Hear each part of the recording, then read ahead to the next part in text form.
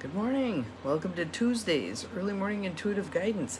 It took a while for it to hook up today, so hopefully we'll have a good signal and everything will go fine. Happy Tuesday. I'm Dr. Bonnie Nussbaum, here with some words of wisdom to start your day off well. And we have a card from the Priestess of Light deck today, which I don't think I've ever seen this card, and I like this card. Good morning, Joe Neal. I think you're going to like this card. It's a very grounding, anchoring card, which can be very helpful in tumultuous times. Good morning, Carolyn. Welcome. Glad you're here. Cindy's rolling in. Awesome. Well, waving back at you. Everybody's starting to pop in to see what we have for some guidance and wisdom today, right? Never a bad thing to have a little more guidance and wisdom. So, and I like that this one, again, is a very grounding card. Hopefully, as you walk away from this morning's reading, you feel... Well, I'm glad we ranked a little higher than water picking your teeth. That is awesome. Funny. Okay, so, again, Priestess of Light, Sandra Ann Taylor and Kimberly Weber. And let's start with some breath. Nice deep breath in through the nose,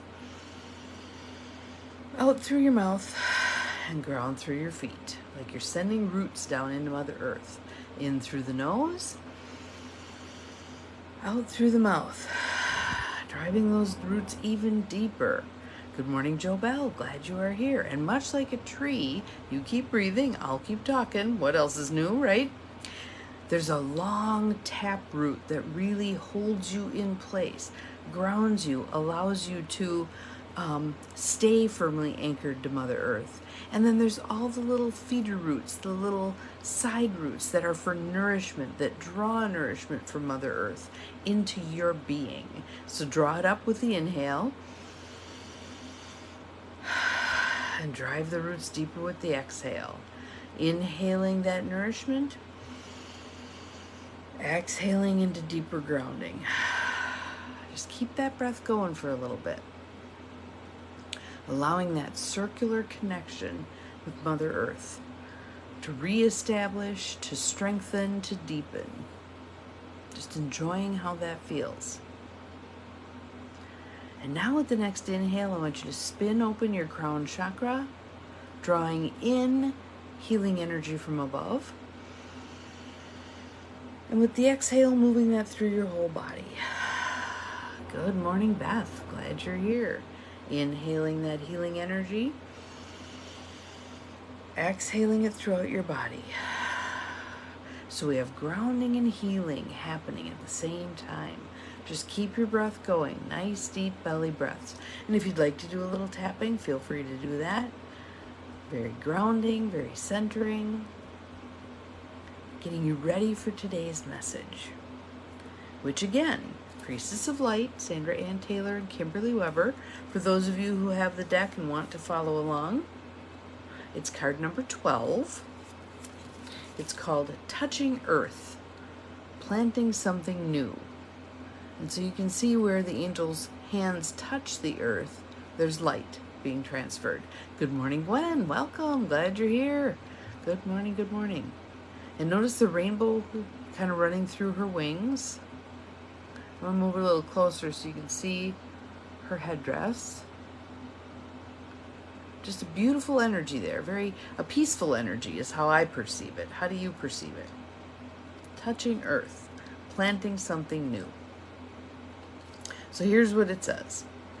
And this kind of made me think, and I'll share my piece of thought, and then you can hopefully share yours also. Touching earth, planting something new.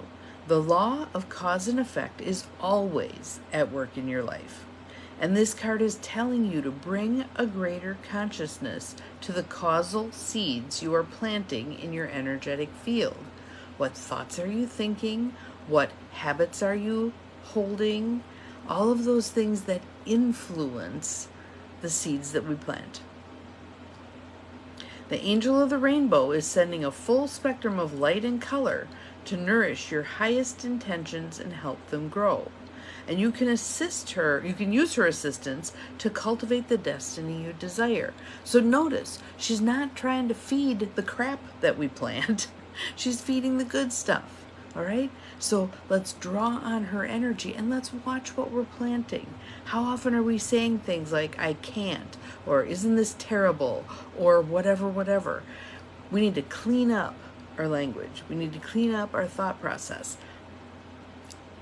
This card is calling us to do that, to clean it up a bit.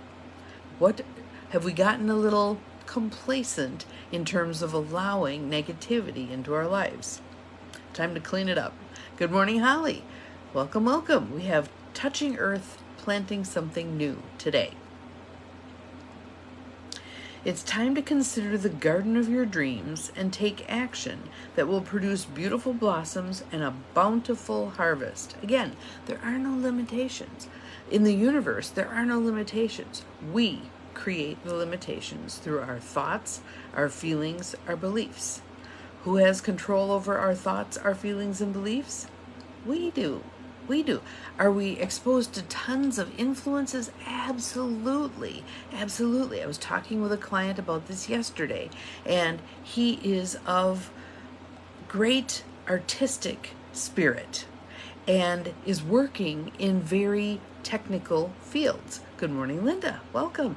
And so we were talking about the seeds that were planted when he was younger, mostly by society, in terms of you have to make this much money in order to be a worthy human being, and men do this and women do that, and blah, blah, blah. And it's time to follow his soul. It's always time to follow our souls, isn't it? Yes. So what are you pretending isn't really a part of you? What are you kind of shoving away because you don't think it'll be acceptable to others? We need to embrace that stuff. This is the planting something new. It's always been within us, but we're actually going to plant the seeds and allow them to grow, okay? Is there a new project you have yet to begin? An image or an idea just forming in your mind? What are the nudges you're getting, right? These seeds of inspiration are blessings from the universe, and you are the gardener being called to bring them to fruition. On a practical level, this card could indicate some new or increasing activity in the natural world. You may be creating an actual garden for yourself, a place where you can draw on the peaceful energy of the earth. And I laughed about that part because I have the intention this fall to go dig up my sister's yard. She has lived there, I don't know what, a whole bunch of years, at least 30 years, and has not really done much. She's not much of a gardener. But I'd like to, in the front of the house, dig out this sorry-ass little patch and amend the soil and put into, I've got a bazillion things here that can be split. Give her a free garden. And something that will bring joy. So, let's see. You may even consider opening a flower shop or pursuing a career in a field related to agriculture, horticulture, or the like. And interestingly, if we look at our fields like that, how much of that has been taken over by that masculine energy run amok? Good morning, Janine. Glad you're here. We need to bring more of that feminine energy back into that. So rather than these gigantic factory farms where the animals get sick and die because a disease goes through and wipes out the whole place because it's all chicken or it's all hogs or it's all whatever, getting the mix again, getting a mix and creating some health. There you go. So Carolyn's question is, if you live with someone who is often negative, how do you help them change and see the positive side? First thing is, I would ask myself, are they willing to change? And you can have a conversation about that that's kind and loving. I've noticed that you have a lot of comments that really are looking at the negative side of things, the downside of things. I'd really like it if we could focus together on more positive things. Not blowing sunshine up our skirts, like, everything's sunshine and roses. No, but could we begin to create more balance in our world I mean, negative cells. We know negative cells, right? So that's why we're inundated with it. So you watch the people who watch Fox News and you can just see the energetic influence that has. Good morning, Tammy. Glad to have you here. Awesome. Haven't seen you in a while. Awesome. So ask the person if they're interested at all in making their thought process more positive. Then ask them, what could we do for each other that would be helpful? What would be helpful? A lot of people don't want to be called out on, there you did it again. You were being negative, blah, blah, blah. That's not going to get us too far. But sometimes you can say, what if we had a code word? What if we had a code word for when we're starting to go down the toilet with our thought process? The world's going to hell in a handbasket. You can't get ahead these days, blah, whatever it is, right? Let's have a code word. Let's make it something fun. Tutti frutti. Who knows? But when one of us says it, the other person stops for a moment and takes a look at, okay, what did I just say? Where am I headed? They say they want to change, but they just want it to change without the work. And again, the more fun you can bring into it, Carolyn, I think the easier it is to be of assistance. So it could be when someone is making one of their "the world's going to hell in a handbasket" statements, maybe you grab a basket in the house and you start skipping around going la la la la la, anything to break up that energy, that negative energy.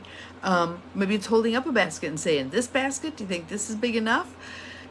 Throw in some humor in there to try to augment it. Maybe it's you go run and get something positive, something fun, something cool, and say, "This is what I'm going to put in this basket that's going to hell."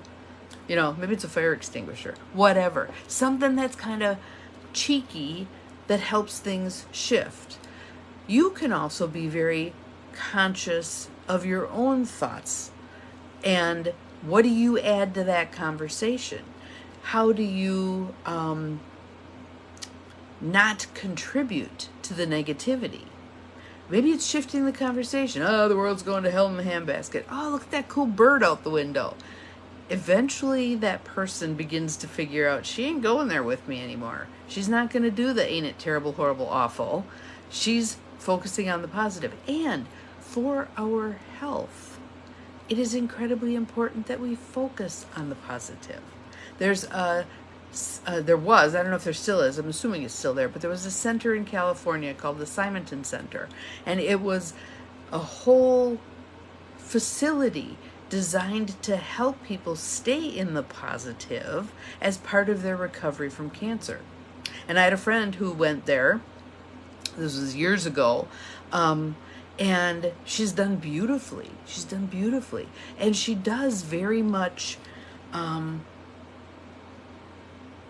tend to, I like the word tend, didn't want to use the word guard, because guard has that battle feeling, has that masculine run amok feeling, but tend to, that has a nice divine feminine feel brought into this process.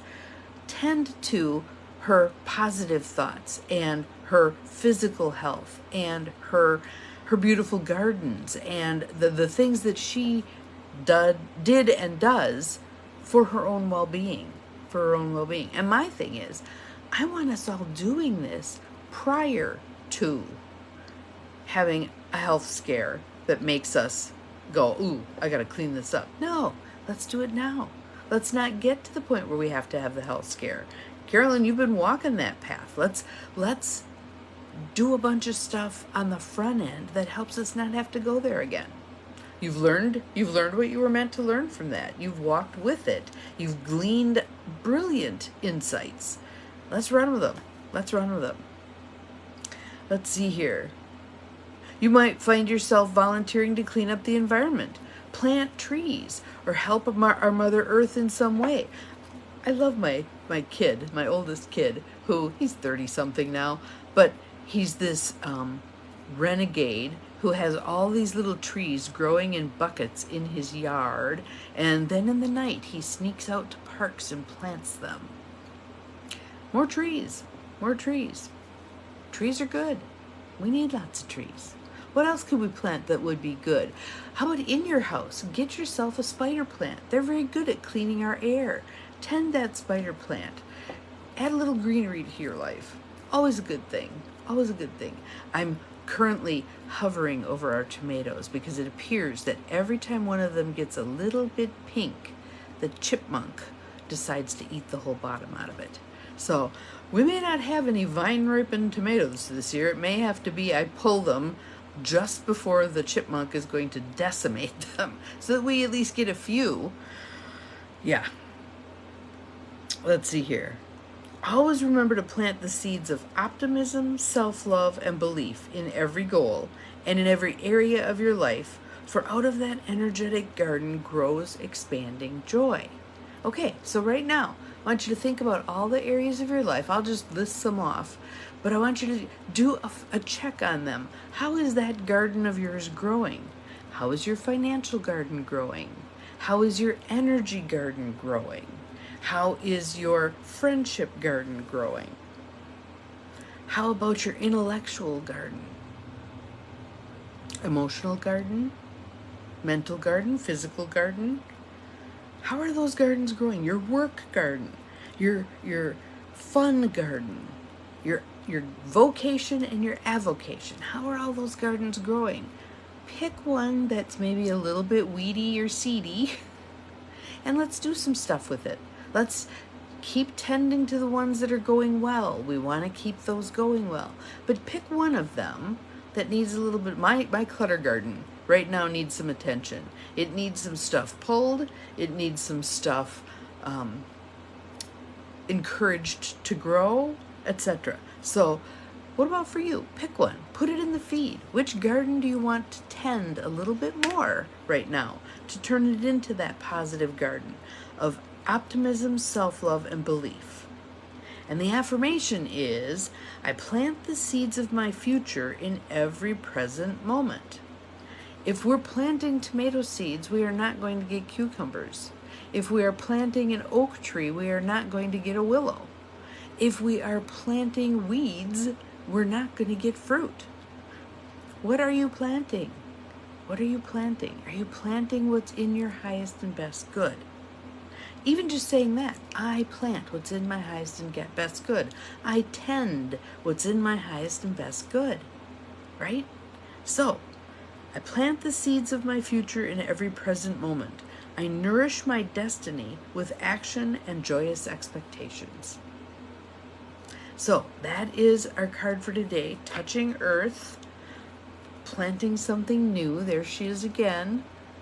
And I want you to think about those hands that are spreading the light. Your hands spread the light also. Thank you, Cindy, for posting our affirmation.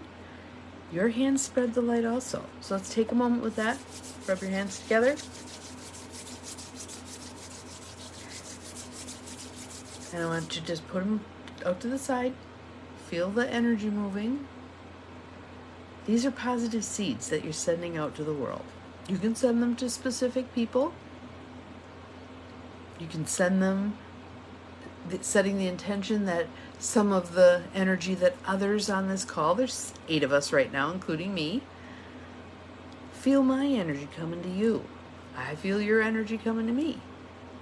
We're spreading it around.